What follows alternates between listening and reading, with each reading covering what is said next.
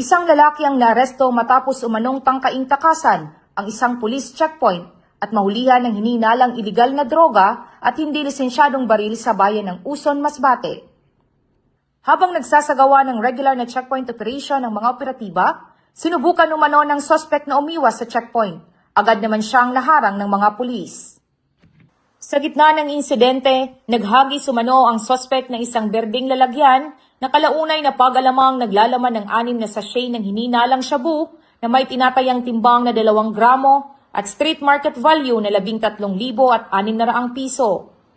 Sa isinagawang lawful search, na-recover din mula sa kanya ang isang kalibre 38 revolver na walang serial number, 2 bala at iba pang kagamitan. Nahaharap ngayon ng suspect sa kasong paglabag sa Republic Act 9165 o Comprehensive Dangerous Acts of 2002 at Republic Act 10591 o Comprehensive Firearms and Ammunition Regulation Act. Samantala, narito ang pahayag ng Chief of Police ng Uson Municipal Police Station.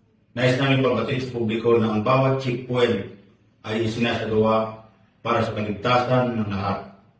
Hinihikayat namin ang ating mga kababayan na patuloy na makipagtulungan sa kapulisan at agad ipagbigay alam ang anumang kahinahinalang aktibidad sa inyong lugar. Makakaasa po kayo na ang Uson Municipal Police Station, katuwang ang Masbate Police Division Office, ay mananatiling tapat sa aming tungkulin na pangalagaan ang kapayapaan, ipatupad ang batas at protektahan ang bawat mamamayan.